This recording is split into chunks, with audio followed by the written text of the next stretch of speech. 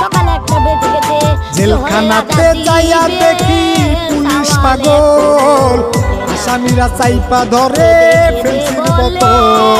পাবনা ভাই পাগলের গারদখানা দুনিয়াটা পাগলের আস্তানা পাবনা নয় পাগলের গারদখানা দুনিয়াটা পাগলের আস্তানা পাবনা মা বলে যে তোর কি করো কাপ নাই খালি তোর শুইয়া থাইকা তারপর খাওয়াল পেকর পেকর শুইতা পোলাও গেছে তারপরে হাসপাতালে যাইয়া দেখি ডাক্তার পাগল রুগীরা শুইয়া থাইকা বাজাইরে